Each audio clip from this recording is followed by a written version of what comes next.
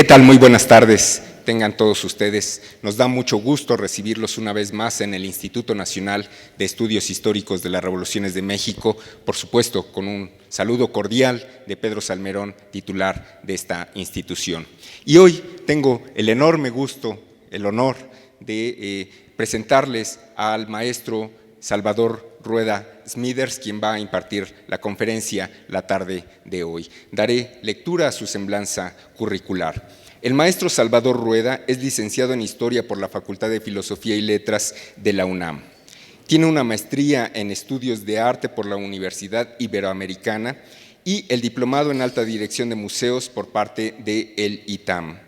Como parte de su trayectoria, se desempeñó como titular de la Dirección de Estudios Históricos de el INAH y también ha colaborado, a ustedes les consta por los documentales que habrán visto muchas veces en televisión, ha colaborado en la realización de guiones para exposiciones y documentales. En la actualidad, como todos ustedes saben, es director del Museo Nacional de Historia en el Castillo de Chapultepec.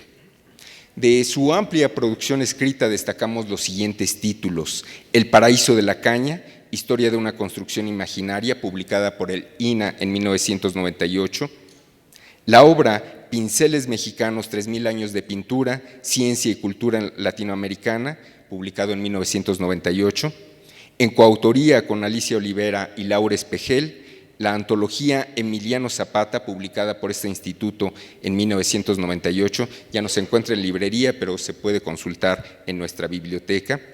También en coautoría con María Elena Noval, Zapata en Morelos, editado en 2009, y es coeditor junto con Rodrigo Martínez de la obra De la A a la Z, el conocimiento de las lenguas en México, publicado por el INAH recientemente en 2015. La tarde de hoy, el maestro Salvador Rueda hará la ponderación del zapatismo, este movimiento que nos ha centrado en las últimas conferencias del curso, en el contexto mayor de la Revolución Mexicana. ¿Cómo situamos el movimiento zapatista en el proceso mayor del proceso revolucionario? Lo recibimos con un aplauso. Muchas gracias por su atención.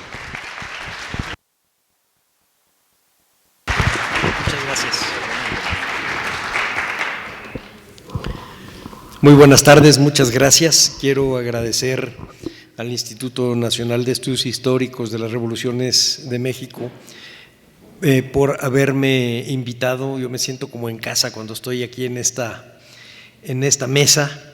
Veo además muchos rostros familiares y amistosos, cosa que agradezco, hace que se me quiten los nervios. En particular quiero dar las gracias al doctor Felipe Ávila y a Pedro Salmerón por no solo por invitarme, sino por insistir que hablara de lo que voy a hablar hoy en el contexto de un programa muy amplio de estudios sobre el zapatismo. Lo que están viendo ustedes ahí es la fotografía, el retrato de Emiliano Zapata, pero no arreglado a la manera moderna por un diseñador, sino que es el que traía él en la tarjeta que él traía en la bolsa cuando lo matan, y entonces el color sepia es lo que fue quedando de su sangre y es una de las pocas cosas que él traía en la bolsa. Más adelante va a pasar son varias imágenes, las voy a pasar a manera de fondo mientras yo voy leyendo. Ellas tienen su propio orden, así que ustedes entenderán ya cuando las vayan viendo cómo tienen una secuencia. Mientras yo voy leyendo algunas reflexiones, no solo sobre el zapatismo en el contexto de la revolución, creo que eso queda en los otros programas, sino el zapatismo en el contexto de este siglo, de lo que tenemos en la mente, de lo que son nuestras mentalidades, nuestro horizonte imaginario.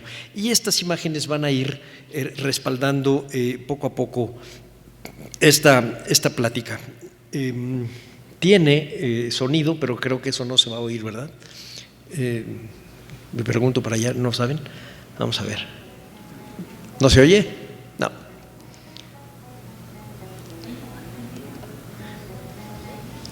Bueno.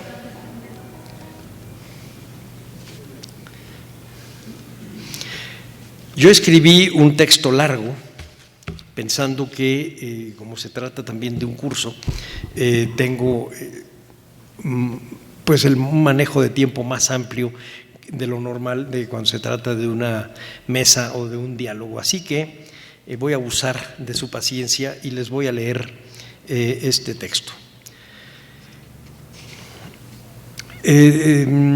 Voy a referirme a la efeméride exactamente centenaria, la de la muerte trágica del caudillo revolucionario Emiliano Zapata. Pero este texto habla también de la efeméride de una génesis, la de la biografía simbólica del hombre signo más emblemático de la rebeldía razonable y a su herencia en el discurso político y en el imaginario mexicano. El mediodía del 10 de abril de 1919, Emiliano Zapata fue asesinado. Su cuerpo, maltratado, se expuso en la cercana ciudad de Cuautla.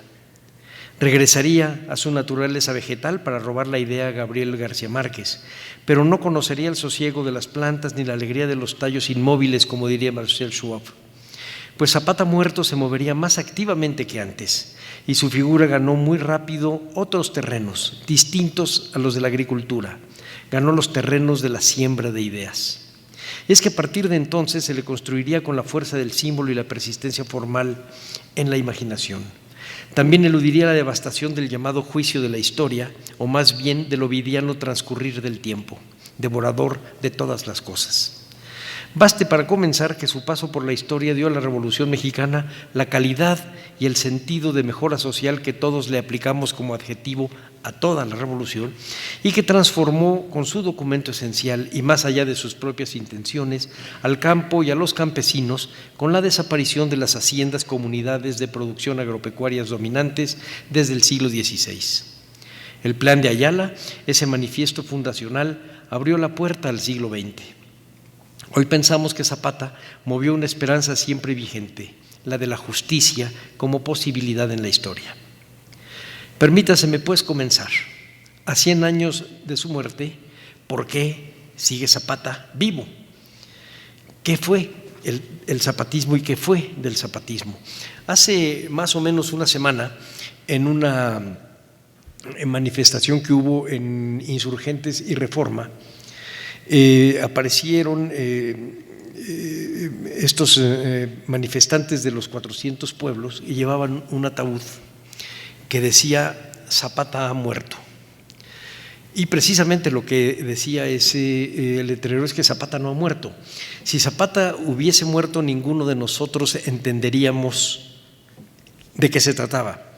El día 15 de abril de 1919 murió Aureliano Blanquet. ¿Saben quién fue Aureliano Blanquet? El que entra con el 27 Batallón de Toluca, apoya a Huerta y es el que se mete para apresar a Victoriano Huerta. Para 1919 estaba Aureliano Blanquet levantado como contrarrevolucionario en la zona de Veracruz y la zona de Veracruz y la Huasteca Potosina, estaba en las zonas petroleras. Es muerto, pero cae a una barranca y no lo podían sacar, entonces le cortan la cabeza y suben la cabeza para que la prensa tuviera la prueba de que realmente había muerto. Si en el ataúd dijera Aureliano Blanquet ha muerto, no entenderíamos de qué están hablando. Pero dicen Zapata ha muerto y entonces entendemos perfectamente bien que Zapata no ha muerto. Esa es la paradoja de esta figura. Número 1, dibujemos el preludio. El cadáver de Emiliano Zapata, destrozado por las balas, fue arrojado al pavimento en una calle de la ciudad de Cuautla. Eran casi las 9 de la noche, calurosa como todas las de la estación seca morelense. Unas horas antes, hacia las 2 de la tarde, el jefe revolucionario había sido asesinado cuando llegaba a comer a la hacienda de Chinameca, el ingenio azucarero más moderno de Morelos, hecho cuartel desde 1916. Los testimonios afirman que montaba al alazán As de Oros, caballo de buena estampa, muy de su gusto, que le regaló poco antes quien lo traicionaría ese mediodía azul y cargado de cigarras. También dicen que iba tranquilo, despreocupado. Lo mataron al cruzar el arco de la entrada.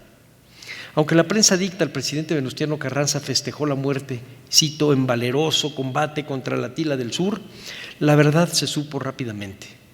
Zapata cayó en una trampa, engañado no sin vileza por el coronel carrancista Jesús Guajardo. En esa muerte no hubo pundonor militar, y unos meses después la sombra de la desgracia política caería sobre el coronel Guajardo y del de su comandante Pablo González, tanto por la trampa como por los excesos de una guerra que había adquirido en Morelos tintes racistas más que ideológicos. 2. Terminaba el jueves 10 de abril de 1919. Fue el principio espontáneo entre los que miraban en el suelo el abultado cuerpo. Fue el principio, pues, de una leyenda con tonos de esperanza mesiánica. Como rumor se dijo que el jefe no murió en el portal de Chinameca, sino que se chispó, se fue para Arabia, salvado a tiempo por su compadre árabe, mientras que su doble, un hombre que se le parecía, se sacrificó. Del doble se sabía de su existencia desde el rompimiento con los maderistas. Alguna fotografía da fe del embuste. Aquí va a estar la fotografía. Pero con un dejo de burla, pues el doble, efectivamente parecido a Zapata, vestía de manta blanca, lo que no correspondía al charro elegante que sí era el caudillo. El relato de la huida se construyó con retazos de otras historias. Se recordaría el atentado fallido que en Chinameca sufrió Zapata en 1911, mientras que del árabe que se lo llevó a su tierra, lugar simultáneamente lejos y cerca ubicado en la geografía fantástica, sitio del éxodo bíblico, se sabía que era un comerciante que pasaba por Tepoztlán. Desde esa Arabia algún día regresaría para vengar remotas afrentas y para administrar la justicia que prometió la Revolución del Sur. La leyenda de ese raro exilio corrió por el centro de Morelos y sobrevivió en la memoria de los veteranos zapatistas hasta el último tercio del siglo XX. Un veterano zapatista nos platicaba ya hacia más o menos 1983, 85, decía, Zapata bajaba en coche desde Arabia y venía a ver sus cosas. Venía a revisar que sus hermanas estuvieran bien, que las mujeres estuvieran bien, que no hubiera algún problema, algún pleito, pero venía a revisar sus cosas. Y entonces le preguntamos, ¿qué son sus cosas? Y decía, algo que él tenía por ahí escondido. Bueno, ¿como para qué lugar llegaba? No, pues llegaba aquí la mula. Entonces lo que tenía escondido era plata. Sí, pero eso solamente él lo sabía, eso algo que él dejó ahí siempre escondido. Pero ya hace tiempo que no lo vemos, se había ya quitado el bigote, pero lo reconocía uno por su lunar. Pero ahora ya no baja, ahora sí sabemos que se murió por allá por Arabia. Pero hay gente que se comunica a través del espiritualismo, que se comunica con él y le pide consejos. Esta gente siempre pensó que Zapata se había escapado de la traición tan simple que le había tendido Jesús Guajardo.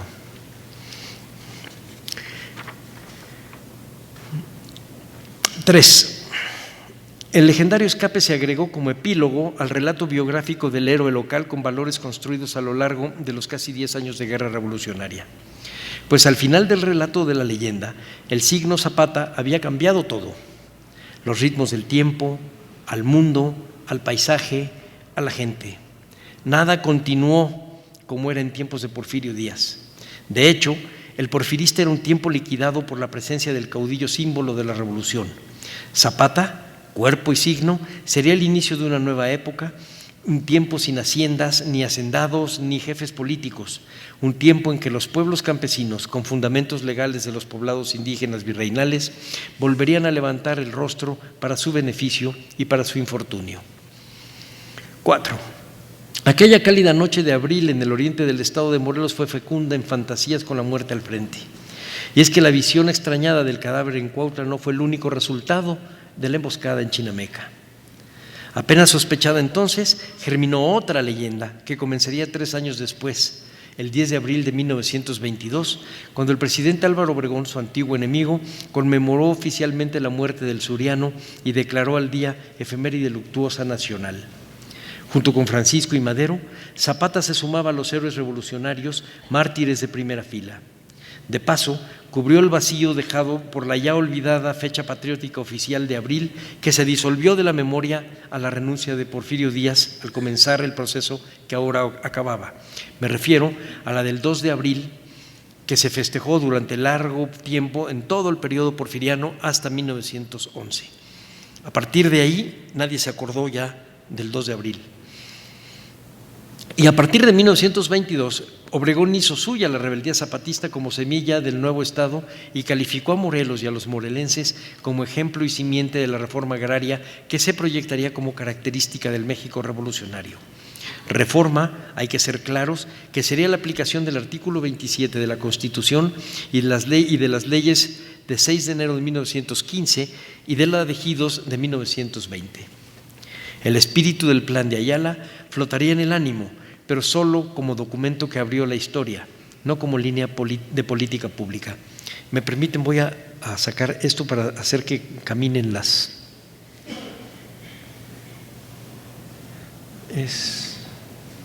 Un segundito.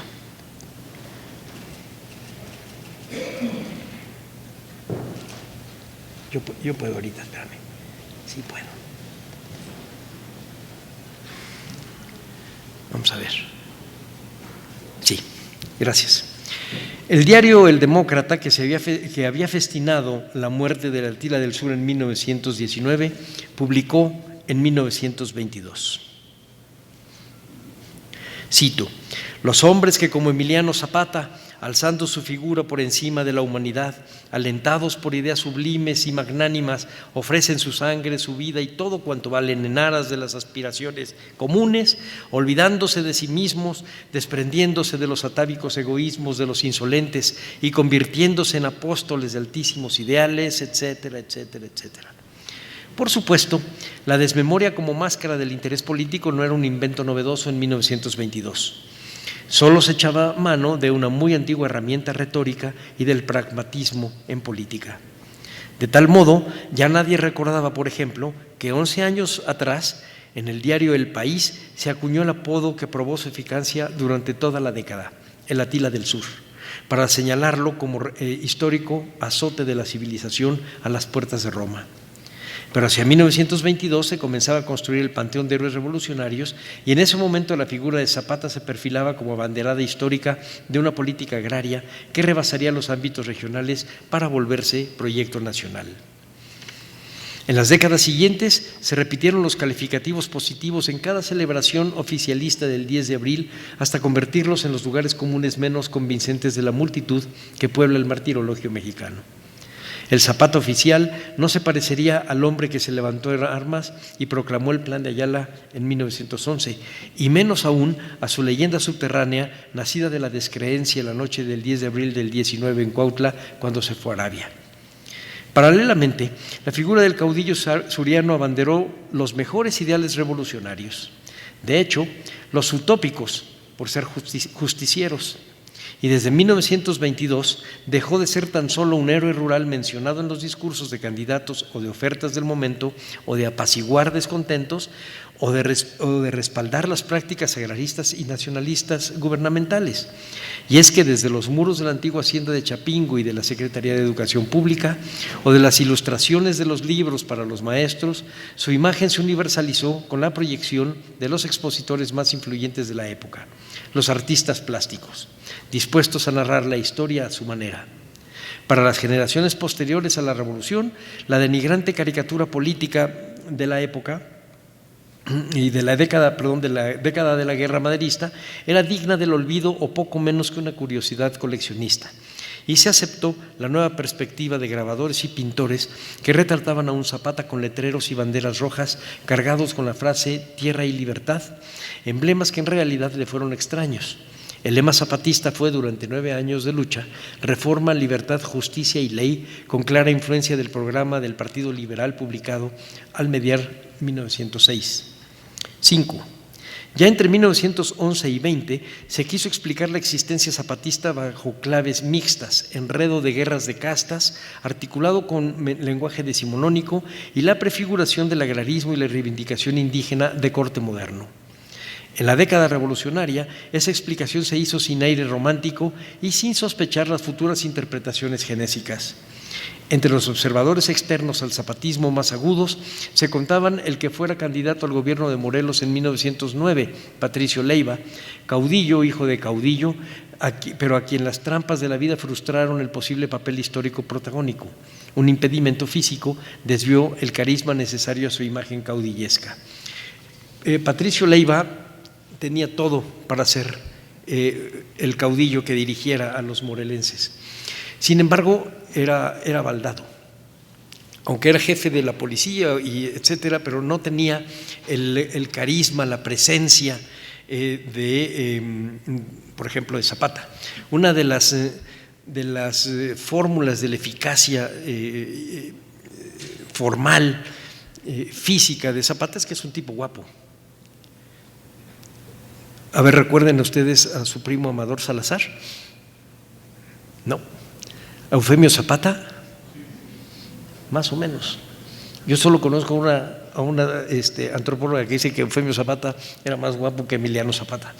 Pero el chiste es que la figura de Emiliano Zapata es la que realmente atrae, porque es un tipo que es plásticamente muy atractivo. Por ejemplo, aquí está Covarrubias y está Rivera, está la manera como se maneja en el caballo. Chequen, por favor, este es de Paolo Uccello y este es el caballo de Rivera. Es el mismo. Siempre hay una posibilidad de convertirlo plásticamente en algo más de lo que era. Patricio Leiva no tuvo esa suerte. También en este grupo de los que sospecharon en los alcances del zapatismo estaba Juan Sánchez Azcona y Luis Cabrera en las primeras jornadas de la Revolución, Lucio Blanco, Antonio Villarreal y Felipe Ángeles en el transcurrir del proceso. De todos ellos, Luis Cabrera fue sin duda el más influyente. En 1912 escribió el opúsculo La reconstitución de los ejidos de los pueblos como medio de suprimir la esclavitud del jornalero mexicano, texto leído en la Cámara de Diputados ese año y publicado en la tipografía de Fidencio Soria en 1913. Ya en abril de 1910 habría dicho que el futuro del país urgiría a una reforma agraria, con la creación y protección legal de la pequeña propiedad, pero también que sería necesario pensar en la reconstitución de los ejidos, cito, procurando que estos sean inalienables, tomando las tierras que se necesiten para ello de las grandes propiedades circunvecinas, ya sea por medio de compras, ya por medio de expropiaciones por causa de utilidad pública, con indemnización, ya por medio de arrendamientos o a parcerías forzosas. Es incuestionable la influencia de los discursos escritos en la verbalización que modela la memoria, no solo por la confesión explícita que haría en 1938, sino por su filiación evidente. Andrés Molina Enríquez está en la base genealógica del pensamiento agrarista no zapatista propio del siglo XX. Cabrera, desdoblando su lectura de los grandes problemas nacionales que en 1909 diera a luz el Molina Enríquez, escribió una sentencia que sería retomada por los historiadores y por el recuerdo, confundiendo las palabras con el hecho hasta hacerla indistinguible. Escribió Cabrera: don Francisco I. Madero, en el Plan de San Luis, apuntó la necesidad de tierras como causa de malestar político y prometió remediarla. La necesidad de tierras era una especie de fantasma, una idea vaga que en estado nebuloso flotaba en todas las conciencias y en todos los espíritus. Se adivinaba que el problema agrario consistía en dar tierras. Era necesario dar tierras no a los individuos, sino a los grupos sociales, decía Cabrera. Pero Madero atendería su propia visión después de mayo de 1912, cuando entendió a Zapata y a los suyos y ordenó la redimensionalización de la guerra con la sustitución del general Juvencio Robles por el general Felipe Ángeles. Recuerden ustedes, eso se ha manejado también acá, que mientras Juvencio Robles, por ejemplo, estas fotografías, mientras Juvencio Robles hacía la guerra, lo que buscaban era exterminar a la población morelense para cambiarla por población nueva. Decían ellos, hay que despoblar Morelos para traer población nueva. Y es lo mismo que estuvieron haciendo los federales desde Juvencio Robles hasta Pablo González. Con estos colgados, yo recuerdo una frase del mismo Robles que decía cuando habían encontrado algunos campesinos por la sierra en el camino que iba de México hacia Cuautla y Cuernavaca, decía, bueno, pues para que aprendan, déjenlos como aretes, es decir, que los colgaran y que los dejaran para que estuvieran columpiándose. En ese sentido fue una guerra terrible. Cuando Madero entiende que esa guerra no lo va a llevar a nada, cambia a Robles y pone a Ángeles, que fue mucho más claro en las líneas políticas y en la manera de pensar la guerra como una parte de la política y no la guerra como una forma de solucionar drásticamente algo que no querían en realidad solucionar.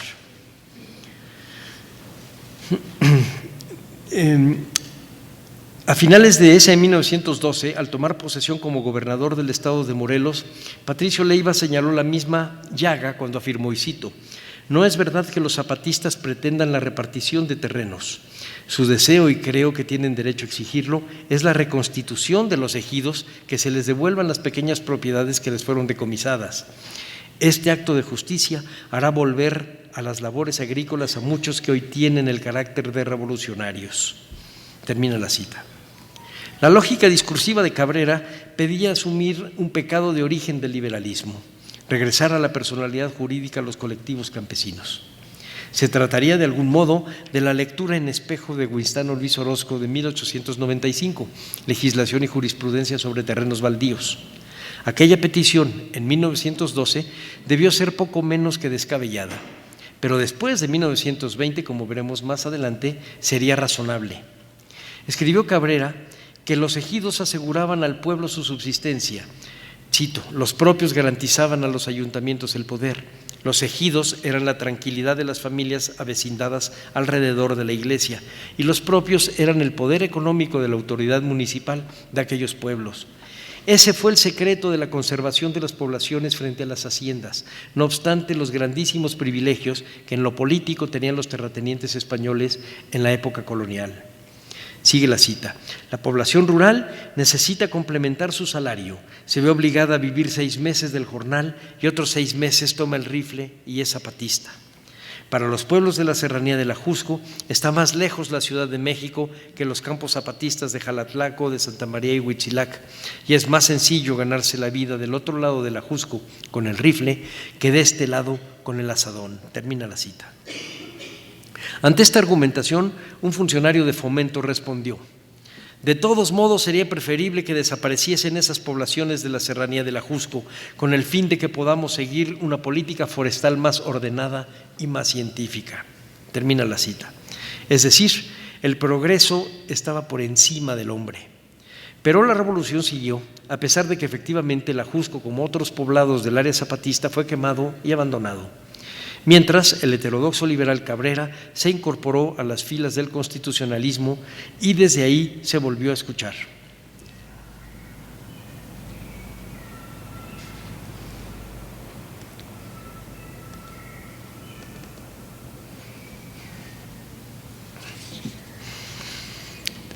Pasarían 4 años, un quebranto a la Constitución de 1857, el asesinato del presidente Madero y el florecimiento militar de la Revolución.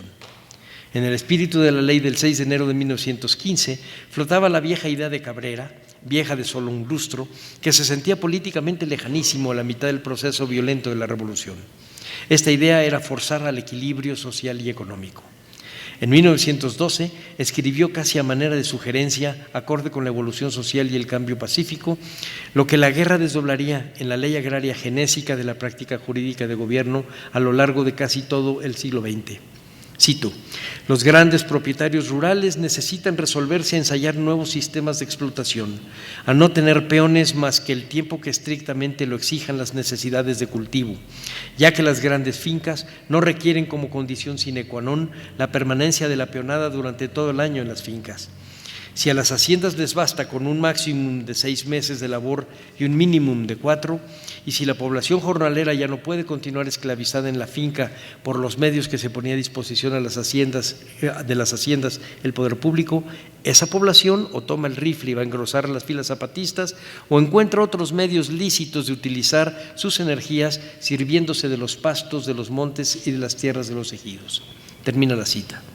Así, más que arrebatar la bandera a los zapatistas a comienzos de 1915, como se ha repetido en cierta historiografía de modo elemental, lo que Cabrera buscó fue el enmendar un problema que la Revolución de 1910 y el maderismo habían prometido resolver y que dejaron pendiente. La disyuntiva se planteó como segunda oportunidad después del fracaso de la Convención de Aguascalientes. Nuevamente la esgrimiría como uno de los caminos de la pacificación campesina y del desarrollo posterior. 7. La rebeldía campesina zapatista, como pocas de nuestra historia, se volvió un hito en el destino nacional. Con esa rebelión nació y creció en un proceso de 9 años de lucha buena parte del vocabulario político moderno sobre el campesino mexicano, el indio y el asunto agrario. También se tejió aquello que con lucidez Luis Cardosa y Aragón llamó el brusco poema de Zapata. Su efecto, a mediano plazo, fue el final de las haciendas, institución centenaria que vivía su exitoso apogeo tecnológico menos de un lustro antes de que se redactara el Plan de Ayala, y el surgimiento del campesinado con personalidad jurídica colectiva como interlocutor del Estado mexicano, es decir, el hijo predilecto del régimen, como brillantemente subrayó Arturo Barman. Cuando Emiliano Zapata decidió pelear en favor de los campesinos, recayó en él una responsabilidad que entonces no había imaginado, la de vengar un remoto agravio. Se creyó que la secular injusticia que agotaba sin extinguir a los poblados indígenas y que el imaginario popular situó como el inicio del infortunio, fue el momento de la conquista española en el tercer decenio del siglo XVI. También se pensó que podía resolverse violentamente con esa revolución de 1911, particularmente con el Plan de Ayala. Al paso del tiempo, la rebelión de Zapata buscaría el equilibrio social a través de la práctica de la justicia y del apego a las leyes que derivaban del escrito fundamental de lucha, el Plan de Ayala. Su triunfo parecía posible y prometedor. La nueva vida de los pueblos, de los agricultores, cerraba el último capítulo de un destino adverso y desgastante. Para Zapata y sus campesinos, esa era su revolución, era el fin de la historia.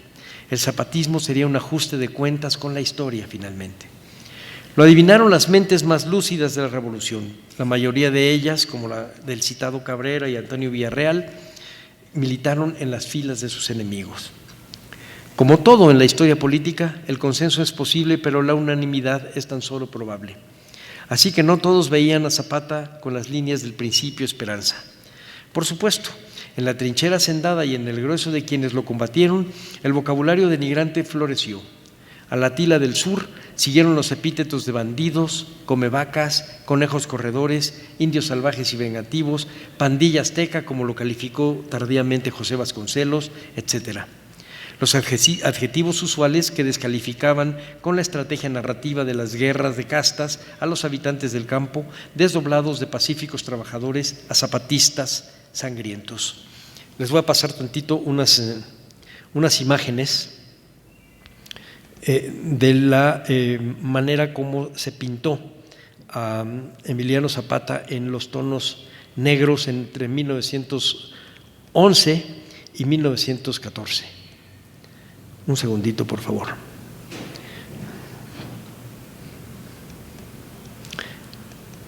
Este es el primero. ¿Se acuerdan quién es Jesús Negrete?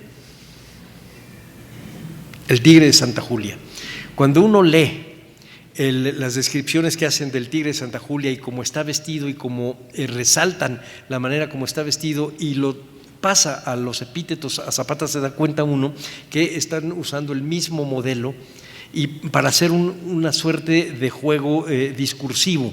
Es decir, al hablar de Zapata en los tonos de un bandido, sin decir que fuera bandido, ya está asumiéndose su tonalidad negra. Les voy a poner un ejemplo un poco burdo, pero que creo que puede ser esclarecedor. Si cualquier acontecimiento político cotidiano de hoy no apareciera en la primera plana, sino apareciera en la nota roja, inmediatamente nuestra mente lo que va a hacer es trasladarlo a esta parte negativa. Miren ustedes, acá Zapata aparece como un toro bravo al cual están tratando de domar Madero y Pino Suárez, mientras el pueblo se está riendo y está diciendo: ustedes lo soltaron. Esta es la que llamaban falsa calavera zapatista, pero es falsa en el sentido de que probablemente no la hizo Posada, pero no porque no se refiriera a Zapata. Aquí está Zapata abrazando la muerte sobre dos altares que son también calaveras. De este retrato de Zapata salió este otro del Nueva Era para hablar de él como un bandolero. Este es de un juego de baraja, no necesita mucha explicación. Aquí está una suerte de Atila, está vestido como si fuera un turco, con una flor de cuchillos o de puñales en una mano, el rifle en otra, con esta túnica de calaveras y tibias cruzadas, en fin, con un morral lleno de armas. Y dice, todos creían que ya había pasado, pero ha vuelto a ponerse de moda. Los fantasmas de la noche nacional, Zapata, Madero, una calavera de Zapata, el torvo cuervo del que hablaría después Mark Sterling. Zapata se le subió a las barbas a Madero y no lo deja hacer nada. Aquí es al revés, es Madero tratando de sobornar a Zapata con un paisaje de serranía en donde para las mentalidades urbanas de la Ciudad de México que leían estas revistas, estas serranías eran sinónimo de lugares agrestes donde se podía esconder el bandido. Aquí está Zapata comiendo carne humana y lo interesante es que el personaje que está a un lado es un negrito.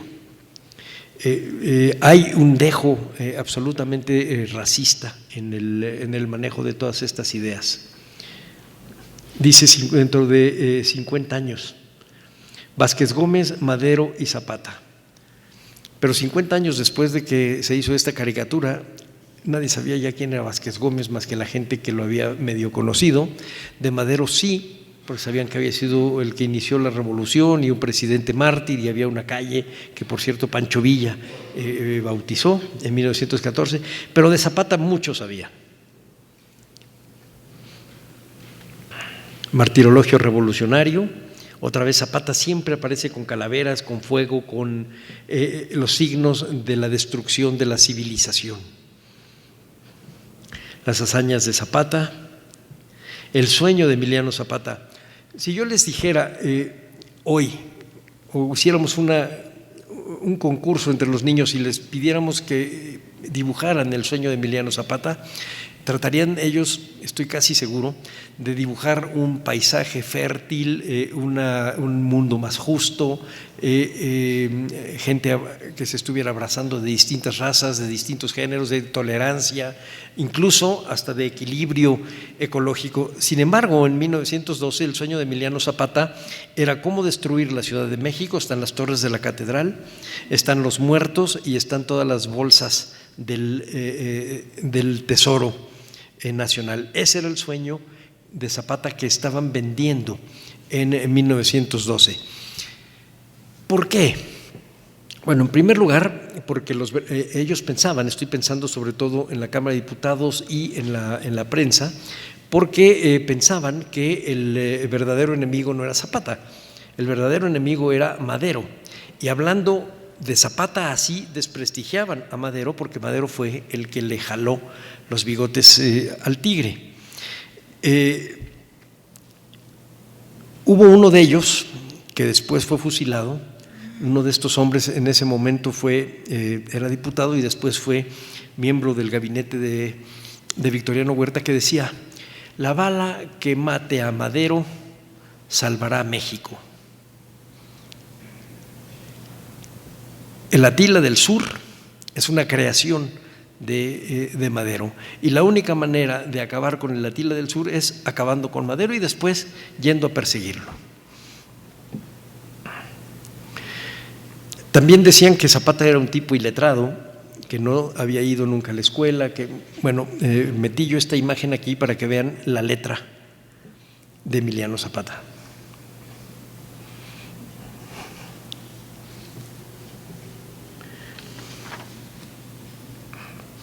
La leyenda negra contra Zapata acompañó a la revolución zapatista hasta la derrota federal en el norte y la renuncia de Victoriano Huerta en el último tercio de 1914. Casi 10 años duró la guerra que libraron Zapata y sus campesinos, es decir, de 1911. Zapata se levanta en marzo de 1911 y termina en abril del 19. La propiedad de la naturaleza era lo que realmente estaba en juego. La tierra es de quien la trabaja con sus manos, fue la bandera. Reforma, libertad, justicia y ley, como decíamos, es el lema de lucha. Buscaban, según dijo Felipe Ángeles en 1917, un pedacito de felicidad en medio de una historia que les había escamoteado toda posibilidad de ser libres y que para ellos había significado aguantar en silencio.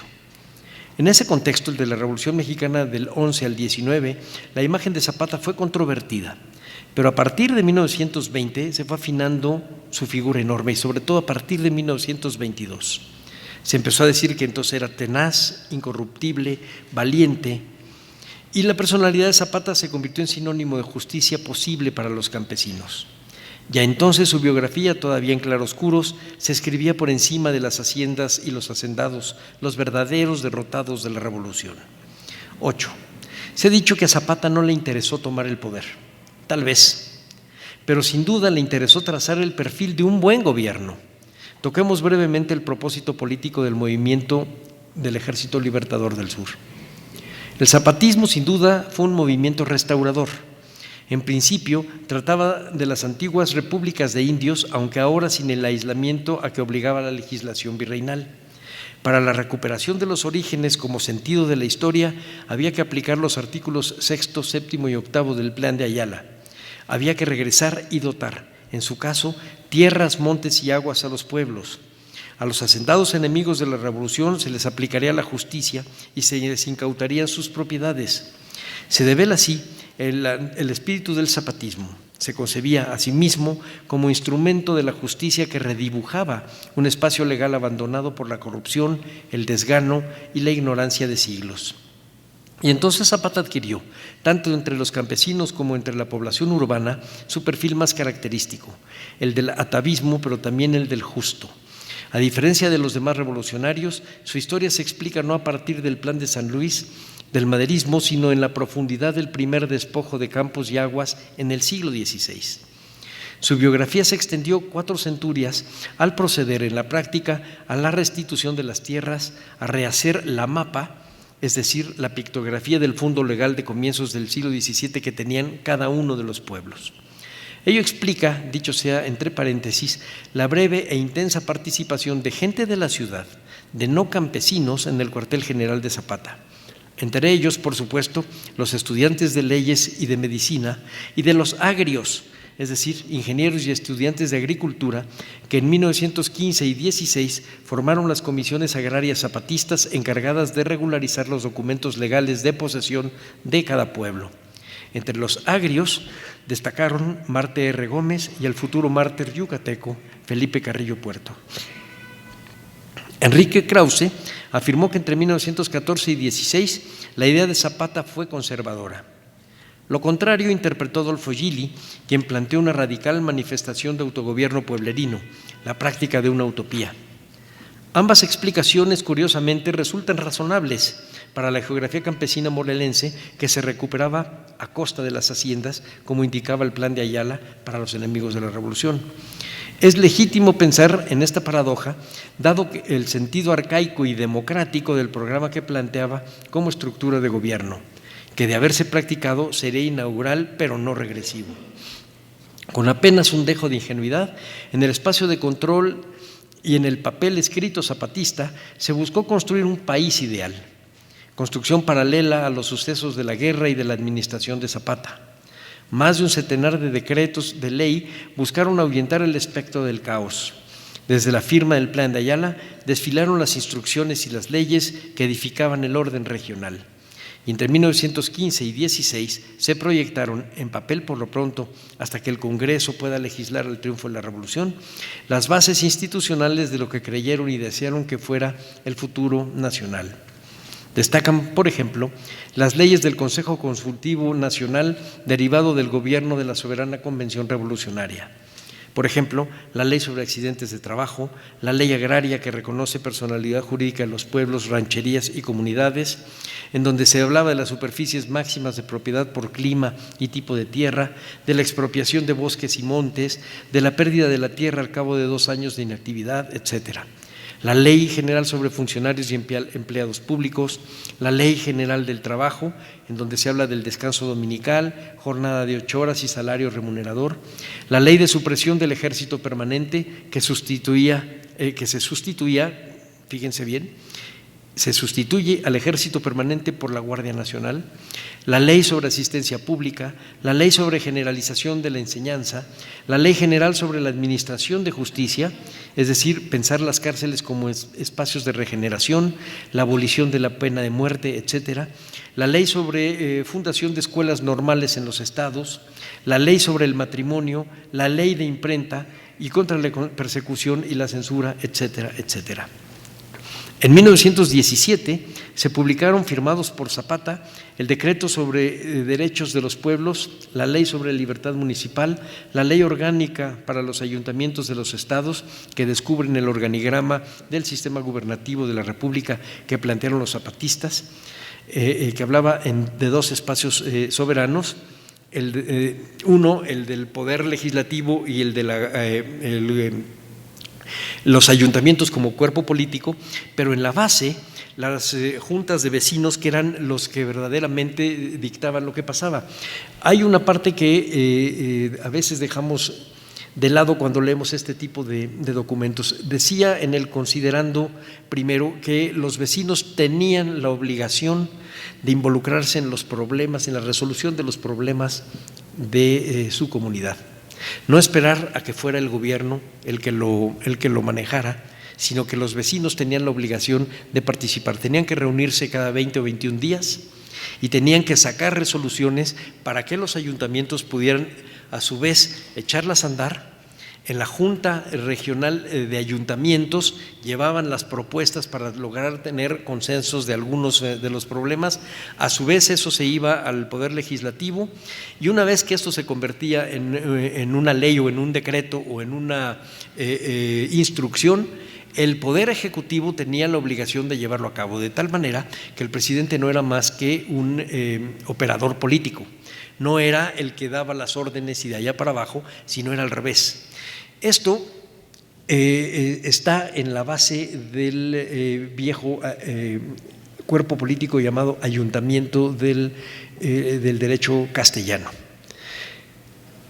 Resulta curioso, si fuéramos un poquito… bueno, yo sí soy supersticioso y por eso se los platico. Este cuerpo de ayuntamiento nació exactamente el 22 de abril de 1519, es decir, va a cumplir 500 años dentro de una semana. La manera de resarcir el ayuntamiento como este cuerpo político originario se da en el lugar en donde se estableció el Marquesado del Valle. Y es en ese mismo lugar donde se estableció el Marquesado del Valle, donde nacen las haciendas, donde está el principio del final de las haciendas. Por supuesto que no voy yo con los espiritualistas estos que veían a Zapata, pero me encantaría haber ido, porque en una de esas les creo. Se van juntando las cosas del principio al fin, pareciera que ahí es donde sucede. Entonces, claro, lo que pareciera una paradoja con el zapatismo en realidad es lo que los explica.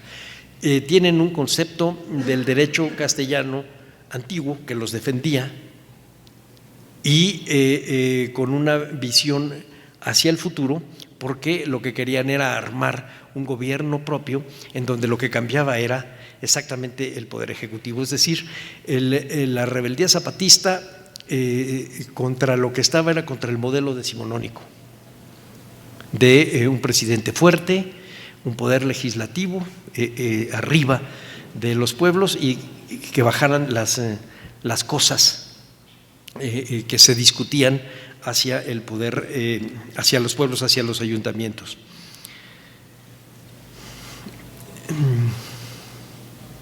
Una república democrática en el sentido esencial del término, que la novedosa Constitución de 1917 marcaría o plasmaría en el artículo 115, pero con un orden jurídico exactamente a la inversa.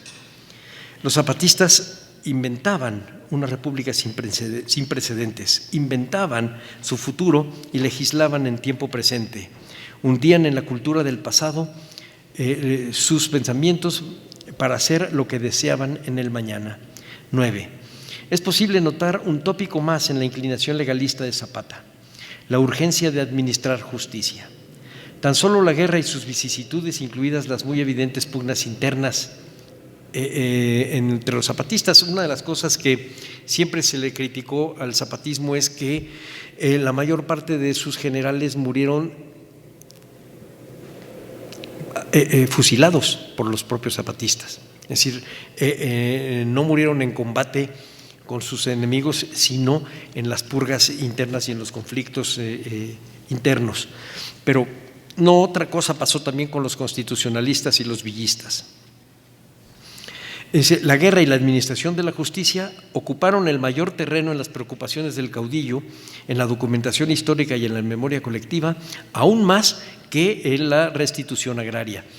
Yo tuve la suerte de revisar pues varios miles de documentos zapatistas del archivo de Genovevo de la O y del archivo del cuartel general, y la mayor parte de la documentación tiene que ver con las quejas sobre abusos, sobre robos, sobre malos comportamientos de tropas armadas, etcétera. Y a eso es a lo que más atención le puso Zapata, mucho más que a la posibilidad de restituir las tierras, por una razón, y que creo que es una razón que ahora en el contexto que vive México lo entendemos mejor.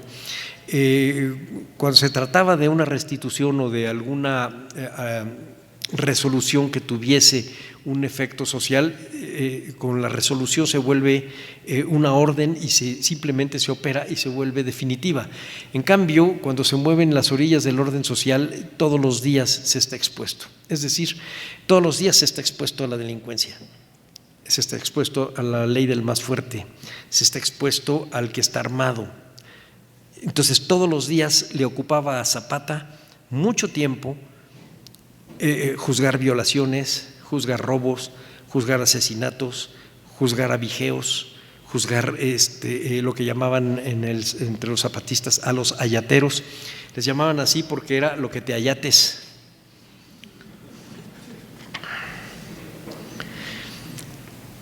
No es razonable pensar que el pensamiento de Emiliano Zapata en 1911 quedaría petrificado, como parecería que afirman quienes insisten en la tenaz defensa de los postulados del Plan de Ayala a lo largo de toda la guerra.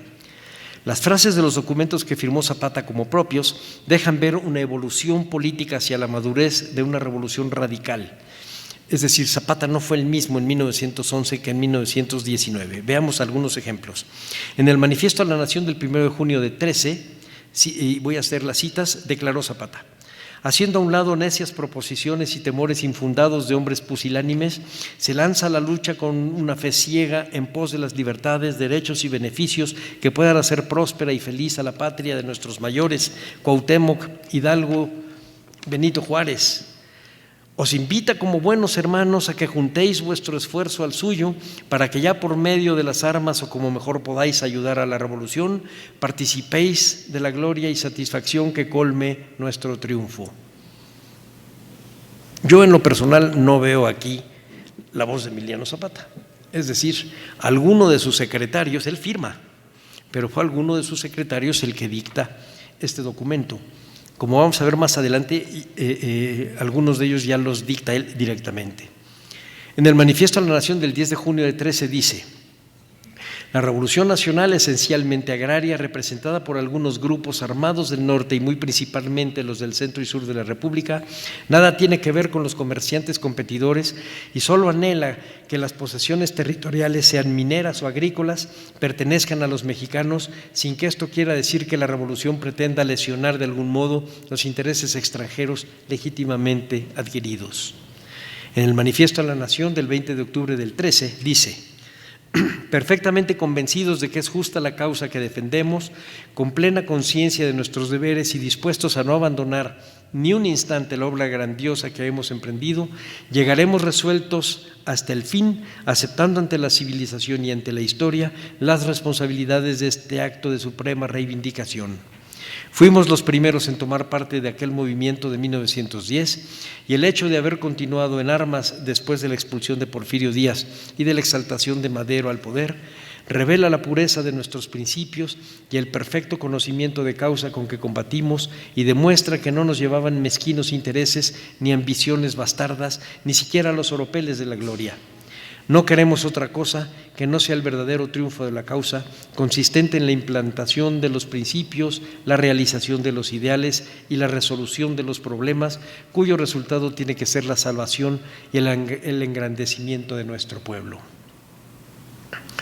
En la proclama al pueblo mexicano firmado en Milpalta en agosto del 14 ya es más explícito. Dice: el campesino tenía hambre, padecía miseria, sufría explotación, y si se levantó en armas fue para obtener el pan que la avidez del rico le negaba, para adueñarse de la tierra que el hacendado egoístamente guardaba para sí, para reivindicar su dignidad que el negrero atropellaba inicuamente todos los días.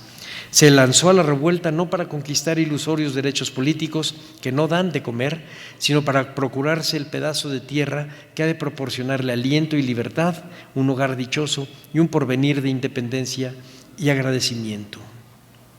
El decreto del 8 de septiembre del 14, Zapata propuso estos dos artículos. Primero, se nacionalizan los bienes de los enemigos de la revolución que defiende el Plan de Ayala y que directa o indirectamente se hayan opuesto o sigan oponiéndose a la acción de sus principios. Y artículo sexto, los terrenos, montes y aguas nacionalizadas a los enemigos de la causa que se defiende serán distribuidos en comunidad para los pueblos que los pretendan y en fraccionamiento para los que así lo deseen. La Ley Agraria del Consejo Ejecutivo Nacional del 25 de octubre de 15 especificó lo siguiente: que en el Plan de Ayala se encuentran condensados los anhelos del pueblo levantado en armas, especialmente en lo relativo a las reivindicaciones agrarias, razón íntima y finalidad suprema de la revolución, por lo que es de precisa urgencia reglamentar debidamente los principios consignados en dicho plan, de forma tal que puedan desde luego llevarse a la práctica como leyes generales de inmediata aplicación. El artículo primero dice: se restituye a las comunidades e individuos los terrenos, montes y aguas de que fueron despojados, bastando que ellos posean títulos de fecha anterior al año de 1856 para que entren inmediatamente en posesión de sus propiedades. Este es una ley absolutamente radical, pero aparece 9 meses después de la de Luis Cabrera, que se le parecía mucho. La Ley General sobre la Administración de la Justicia del 1 de diciembre del 15 dice: 1. Que la recta administración de la justicia es una de las más grandes necesidades de la sociedad, porque sin la garantía eficaz de los derechos de sus miembros, el orden público no puede existir, ni habría aliciente para la consecución de los fines a que todo hombre aspire en virtud de una tendencia de su naturaleza intrínseca. Tercero, que para que la administración de justicia beneficie a la sociedad entera, se hace necesario reconocer la verdad, tan despreciada por los abogados y demás monopolizadores de la justicia, de que la justicia no es obra técnica, sino profundamente humana, y establecer como consecuencia leyes justas y procedimientos breves, sencillos y claros para aplicarlos por los tribunales en casos de controversia. Esta ley estoy casi seguro que la redacta directamente Zapata. Cuando uno ve la manera como organiza en 1913 y ordena a Otilio Montaño constituirse como Ministerio Público para poder juzgar a Pascual Orozco Padre, se da uno cuenta que en esto Zapata sí sabe. No sabe sobre política general y sobre otro tipo de cosas, pero de esto sí sabe, y sí sabe qué es lo que quiere. La Ley General sobre Libertades Municipales de septiembre 15 de 1916, curiosamente coincide en fecha con la convocatoria de Venustiano Carranza para las elecciones del constituyente. Zapata explicó, cito, que la libertad municipal es la primera y más importante de las instituciones democráticas, toda vez que nada hay más natural y respetable que el derecho que tienen los vecinos de un centro cualquiera de población para arreglar por sí mismos los asuntos de la vida común y para resolver lo que mejor convenga a los intereses de la localidad. En la Ley sobre Ingresos del Estado y Municipales para el Estado de Morelos del 18 de septiembre de ese mismo 16, explicó, dice: para preparar y hacer efectiva la libertad municipal, es condición indispensable la de dotar a los pueblos de fondos o recursos bastantes para que puedan subvenir con amplitud a sus necesidades, pagar sueldos competentes a los empleados y profesores, emprender las obras de utilidad pública que su progreso reclama y no depender del gobierno del Estado, sino de sí mismos en materia económica.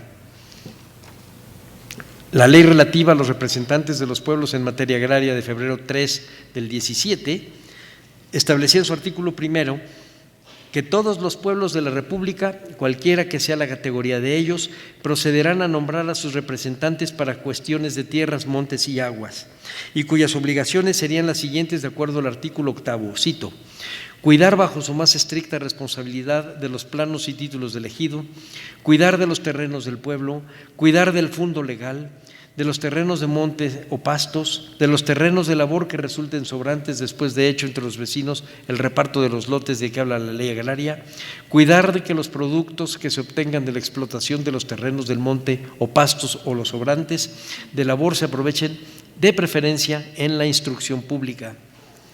Hay que señalar que Zapata, como dije hace un ratito, le da una importancia fundamental a las escuelas de educación básica.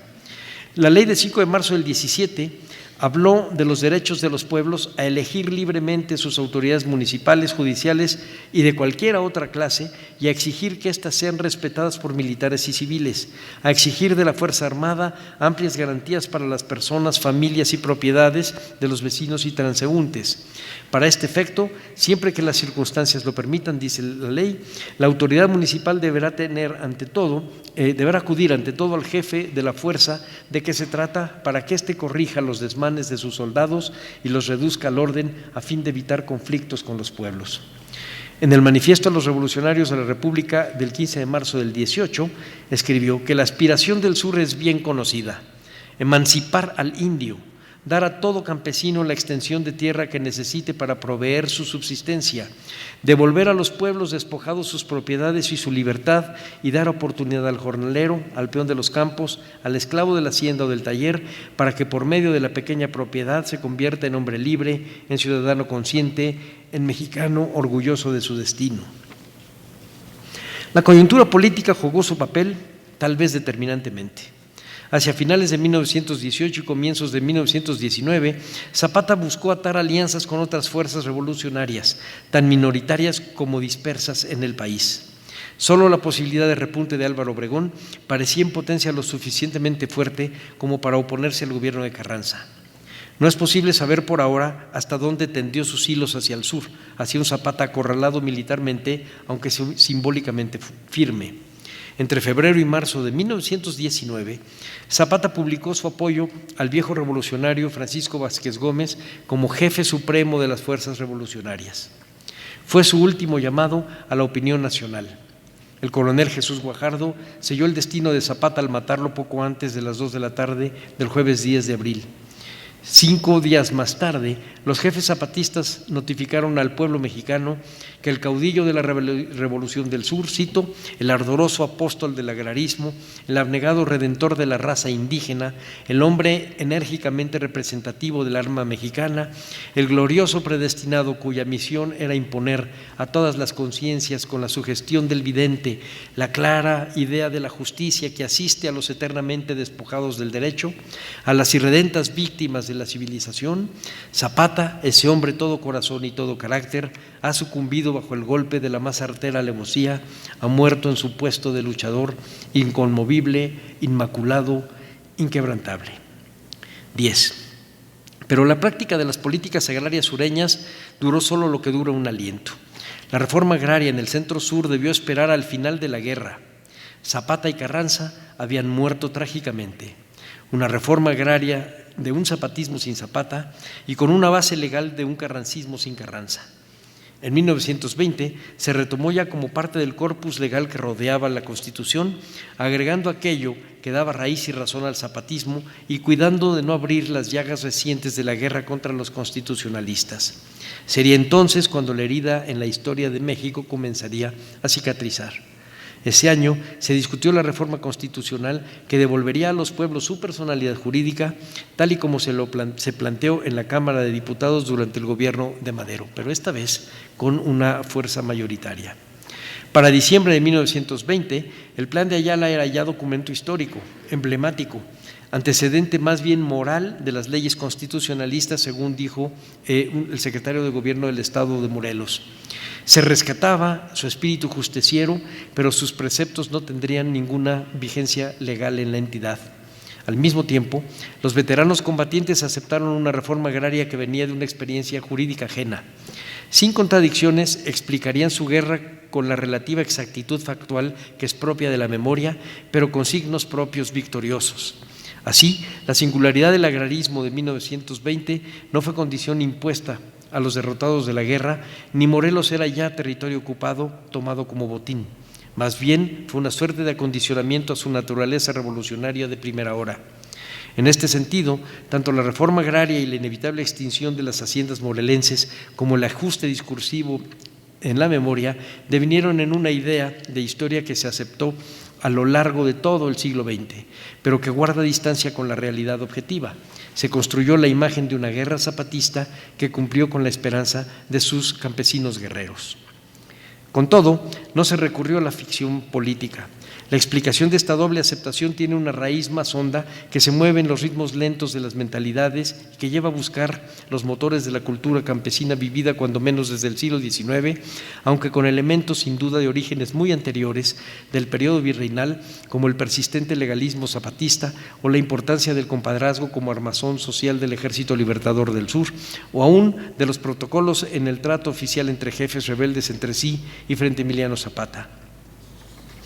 En este último sentido, piénsese, a manera de ejemplo, en el tratamiento de su dignidad y su majestad, con tintes indudablemente arcaicos con que Genovevo de la O se refería a Zapata hasta cuando menos 1913, o también en el mapa de los odios locales, geografía de los añejos conflictos entre los pueblos campesinos que tanto esfuerzo ocupó el cuartel general de Zapata en su ensayo de justicia social. El nudo de la relación entre los individuos y el Estado, antes y después de la Revolución, se halla en la particularmente alta estimación de la legalidad como tarea fundamental de gobierno ante los pueblos, aprecio culturalmente aprendido por generaciones de campesinos desde los siglos virreinales, en el valor conocido y supuesto a los documentos que amparaban la posesión de las tierras y el usufructo de aguas y montes, y en el acceso a las leyes y su obediencia como indiscutible alma del pacto social que aseguraba años pacíficos. Todo ello se desdobló en la cotidianidad rota por la guerra y se reprodujo exitosamente después de la muerte de Zapata. 11. Nueva proyección tuvo la figura de Zapata cuando los ideales revolucionarios dieron frutos prácticos, institucionales. 2 décadas habían pasado desde el mediodía en Chinameca. Entonces se confrontó el perfil de México ante los sucesos planetarios. Nos remite a la idea de revolución de hace 80 años, no de hace 100, cuando el presidente Lázaro Cárdenas recibió a nombre del pueblo de México a los exiliados de la Guerra Civil Española. Entre muchos grandes nombres y altos espíritus, destaca el del poeta León Felipe, quien en 1938 reflexionó sobre la paradoja profundamente humana de resolver su vocación personal y al mismo tiempo vivir sin voluntad propia, arrastrado por la corriente del mundo. Ese año llegaría exiliado a México. Escribió como el poeta prometeico que era, en su particular lucha contra la trampa, en torno a la función de las revoluciones. Dijo: las revoluciones se hacen para restaurar la justicia y para colocar a cada hombre en su lugar. No se hacen tan solo para resolver un problema de desigualdad económica y social, sino para resolver el gran problema del hombre. Termina la cita. Como sabemos, León Felipe, convencido republicano, vería su vida envuelta en la crisis de la Guerra Civil Española. Regresó, había estado en 1923 y regresó a México en 1938 en uno de esos que él calificó como momentos fervorosos de la historia. Y en muchos sentidos, el año de 1938 marcaría la rosa de los vientos mexicanos del siglo XX y no pocos momentos del presente. El gobierno de Lázaro Cárdenas abrió las puertas de México a los exiliados republicanos. Generoso, el gobierno cardenista no solo alumbró hacia afuera. En 1938 cobijó un homenaje a Emiliano Zapata más profundo y menos interesado que el obregonista, pues para entonces la imagen del jefe sureño estaba claramente relacionada con las políticas agraristas estatales y era símbolo de la revolución social como práctica de justicia postergada centenariamente. Zapata sería pensado, junto con el mismo presidente Cárdenas, como un hombre que tenía a la justicia en la frente. Por eso encarnaban lo mejor del espíritu de la revolución. Momento de fortuna en el que se cruzaron varios destinos, ese del 37-38. Poco antes de que León Felipe llegara a México, por las mismas razones, decidiría su porvenir el también poeta y polígrafo malagueño José Moreno Villa. Este sabio español se maravilló de la sustancia histórica mexicana cuando la descubrió en su exilio en nuestro país. Entendió y prestó palabras a su cabal explicación. Escribió, y cito: la historia de México está en pie. Aquí no ha muerto nadie, a pesar de los asesinatos y los fusilamientos. Están vivos Cuauhtémoc, Cortés, Maximiliano, don Porfirio y todos los conquistadores y todos los conquistados. Esto es lo original de México. Todo el pasado suyo es actualidad palpitante. No ha muerto el pasado, no ha pasado lo pasado, se ha parado. Moreno Villa nos enfrentó a la historia mexicana como un inmenso mural legible y lógico, pero también a un mural apasionado en el que sus personajes no dejan correr al tiempo. Y la más frecuente de esas figuras enormes del pasado detenido pareciera ser Emiliano Zapata. ¿Pero está ahí, en ese mural mental, Emiliano Zapata? De hecho, sí, pero tal vez sea el único que no está inerte. Zapata no se ha detenido, no está quieto. De todos los habitantes del vasto mural, es tal vez el único que ha hecho del tiempo su naturaleza propia, su hábitat. Ha caminado a través de los calendarios, se ha adaptado a las circunstancias y a los contextos, a los lugares y a las distintas manifestaciones del ser social. Es un personaje insignia, abandera la idea de lo posible en el trasbordo de la historia. Ha dado nombre al principio esperanza de campesinos, de indígenas, de gente del campo, de migrantes, de rebeldes, de obreros, de artistas, de estudiantes, de viejos y jóvenes, de pobladores del campo y de las ciudades. Está en los murales lo mismo que en el teatro, en una sinfonía, una coreografía o una ópera, pero igual en una pieza de rock, en el nombre de un grupo alternativo, en las imágenes de una camiseta, en un grafiti de gran tamaño o en el diseño de un tatuaje para un brazo o en un broche. Monedas, medallas y billetes, bronces y figuras de barro popular abundan en Zapatas. Zapata se ha negado en actitud excéntrica y distinta a las de otros prohombres y personajes históricos a ser un cadáver ilustre que ahora cumple 100 años. La idea hoy, pues, no es hacer homenaje a su memoria, sino preguntarnos por qué se le recuerda. ¿Qué fue lo que hizo volar a Zapata con las múltiples voces de la fama aún después de muerto? ¿Qué característica permitió el salto de vivir antes de la historia al ser en la historia? Podemos adelantar una frase. Emiliano Zapata destaca por su infinita ansia de justicia, pero eso no es suficiente. A los héroes mexicanos en general les obsesionó ser justos, pero tampoco por haber sido un caudillo militar exitoso, porque perdió. Así que la respuesta debe ser otra. Y es que su raíz y razón tocan muchas vertientes del tiempo por igual remotas que recientes, y no pocas se proyectan al futuro. Pero hay una calidad más, y es la que le agradecemos las generaciones posteriores. Zapata fue quien le dio carácter de reforma social a la Revolución Mexicana. Lo que pudo haber sido un sordo conflicto de posturas políticas, o el simple reajuste de las leyes del mediodía decimonónico, o la pura cifra de rebeliones populares en el torbellino de un país convulsionado, resultó en un episodio épico que comenzó en 1911 y terminó en 1920. Fue el instante de invención de la reforma social, del principio esperanza como práctica política y práctica de vida. Esa idea simple, la del bienestar para todos, haría la diferencia hasta nuestros días, entre unos protagonistas y otros, y entre el acto de gobernar y el arte de gobernar. En ese puente, y con el tiempo, Zapata cabalgó en la historia y la antropología, en la etnología y en la sociología. También, por supuesto, en las rebeldías que han recompuesto al cielo mexicano. Su imagen emblemática encauzó organizaciones campesinas y obreras y pasó del campo a la ciudad para volverse urbano o para establecerse en la selva y en los cerros. Hoy, en la defensa de montes, tierras y aguas, al modo de la fórmula virreinal.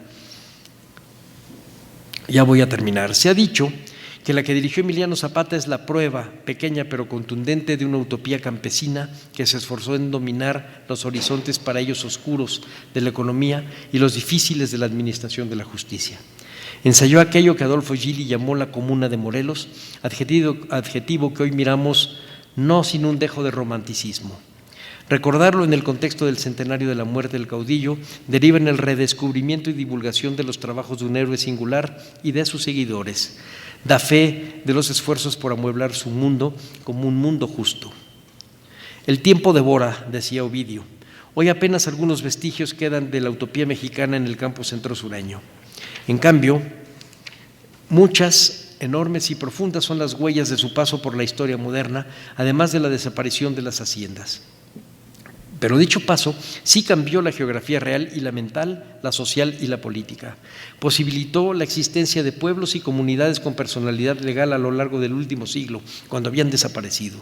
Abrió el camino a la reivindicación de los derechos indígenas, reabrió los expedientes judiciales que habían dormido desde el siglo XVIII en gavetas y escritorios de los tribunales. Se trata de la prueba, pequeña pero contundente, de la práctica de una utopía campesina que se esforzó por un cambio social. Una reflexión final. Quizá yo pueda repetir sin escrúpulo aquella frase de Jorge Luis Borges, que es tanto un deseo como una tendencia. Zapata es un jeroglífico que habrá de incorporarse a la memoria general de la especie, más allá de la historiografía solamente mexicana y más allá de la existencia de los idiomas en que han sido escritas sus diversas biografías. Y es que en la penumbra de la Revolución fue apenas un fragmento del vasto mural de la historia de México, como bien advirtió Moreno Villa. La revolución de Emiliano Zapata no se trató de la historia de la corajuda lucha entre los pueblos morelenses y las haciendas cañeras en las que hubo ganadores y derrotados. Fue, en realidad, la confrontación de dos maneras de ver al mundo. Fue el careo de las culturas mexicanas. Y es eso precisamente lo que hoy no queremos que se olvide. Muchas gracias.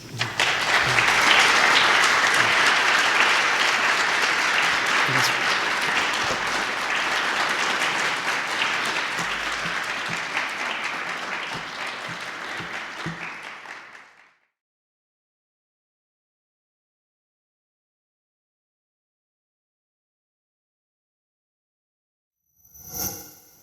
Gobierno de México.